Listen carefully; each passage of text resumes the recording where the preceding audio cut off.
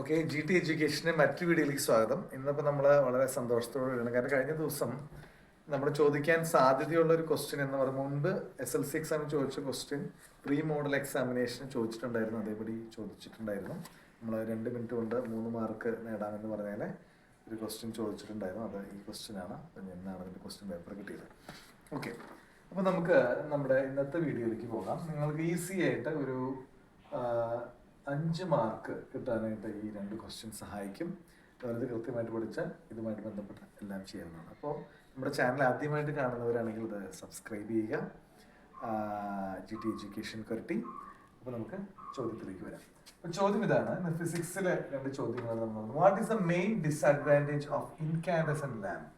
Incandescent ലാമ്പിന്റെ disadvantage. Incandescent lamp എന്ന് പറഞ്ഞാൽ പഴയ നമ്മുടെ വീഡിയോയിലുണ്ടായിരുന്ന ഒരു 100 വോൾട്ടിൻ്റെയും 100 വാട്ട് 40 വാട്ടിൻ്റെയൊക്കെ ബൾബിനെയാണ് നമ്മൾ ഇൻകാൻഡസെന്റ് ബൾബ് എന്ന് പറയുക. ഫിലമെന്റ് ഉള്ളതാണ്.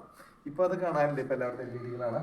അപ്പോൾ അതിൻ്റെ ഏറ്റവും വലിയൊരു ഡിസഡ്വാൻറ്റേജ് എന്ന് പറഞ്ഞാൽ energy consumed is lost as heat. അപ്പോൾ അത് കൺസ്യൂം ചെയ്യുന്ന എനർജി ഹീറ്റായിട്ട് നഷ്ടപ്പെടും എന്നുള്ളതാണ് അതിൻ്റെ ഏറ്റവും വലിയൊരു ഡിസഡ്വാൻറ്റേജ്. ഇതിൽ ടങ്സ്റ്റൻ്റെയാണ് ഫിലമെന്റ് ഉപയോഗിക്കുന്നത് എന്നൊക്കെ നമുക്കറിയാം. അടുത്ത question, right any 2 properties of tungsten that make it suitable for being used as filament. അപ്പം ടങ്സ്റ്റൺ എന്ന് പറയുന്നത് ആ എലമെന്റ് ഫിലമെന്റ് ആയിട്ട് ഉപയോഗിക്കാനുള്ള 2 പ്രോപ്പർട്ടി എന്തൊക്കെയാണ്? ഒന്നാമത്തെ കാര്യം ഇതിന്റെ ഹൈ റെസിസ്റ്റിവിറ്റിയാണ്. ടങ്സ്റ്റന്റെ റെസിസ്റ്റിവിറ്റി വളരെ ഹൈ ആണ്. രണ്ടാമത്തെ കാര്യം ability to emit white light in white hot condition. അപ്പോൾ റെസിസ്റ്റിവിറ്റി വളരെ ഹൈ ആണ്. അതുപോലെ തന്നെ നല്ല ചുട്ടുപഴുത്ത് കഴിഞ്ഞാൽ അത് വൈറ്റ് ലൈറ്റ് എമിറ്റ് ചെയ്യും. അപ്പോൾ ഈ 2 പ്രോപ്പർട്ടി കൊണ്ടാണ് ടങ്സ്റ്റൺ ഇൻകാൻഡസെന്റ് ബൾബിൽ ഫിലമെന്റ് ആയിട്ട് ഉപയോഗിക്കുന്നത്. അടുത്തൊരു പ്രോബ്ലമാണ്. Observe the diagram. ഒരു ഡയഗ്രാം തന്നിട്ടുണ്ട്. 216 resistors, 16 ohm resistor, resistor യൂണിറ്റാണ് ohm. 216 ohm resistors are connected in series and a potential difference of 24 volt is supplied. ഇതാണ് ഫിഗർ. 2 16 ohm resistors സീരീസ് ആയിട്ട് കണക്ട് ചെയ്തിട്ടുണ്ട്.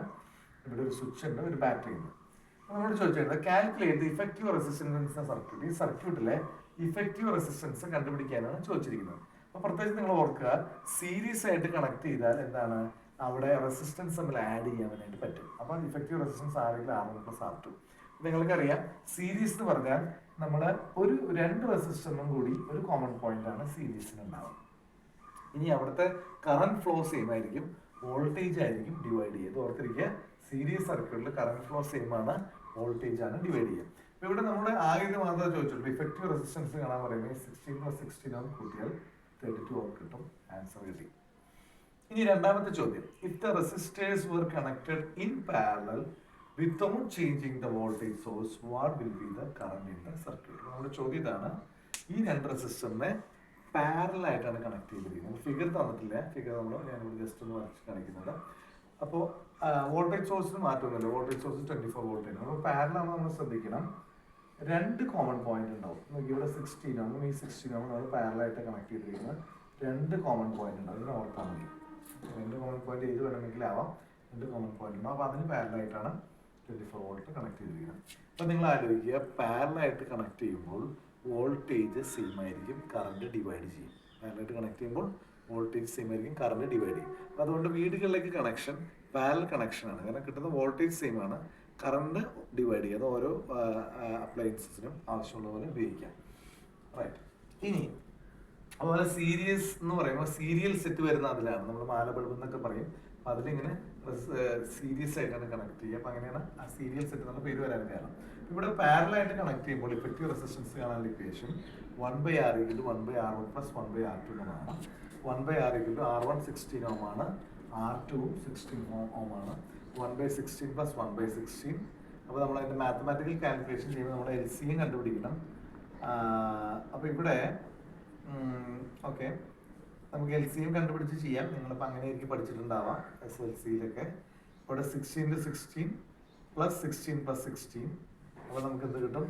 16 + 16 32. കാരണം നമ്മൾ ഡിനോമിനേറ്റർ 16 ൽ 16 ആക്കി. ഇവിടെ കോമൺ ഡിനോമിനേറ്റർ അതില്ലാതെ നമുക്ക് ചെയ്യാം, അത് ഞാൻ കാണിച്ചു തരാം. പക്ഷെ നമ്മൾ നോർമലി ചെയ്തിരിക്കുന്നത് ഇങ്ങനെ ആയതുകൊണ്ട് 16 ൽ 16 16 + 16. അപ്പോൾ 16 + 16 32, 16 16 വരും. കട്ട് ചെയ്യുമ്പോൾ നമുക്ക് 16 8 2 പ്രാവശ്യം പോവും, 32 8 4 പ്രാവശ്യം പോവുക. വീണ്ടും 16 4 പ്രാവശ്യം, 4 4 1 പ്രാവശ്യം, 1/8 കിട്ടും.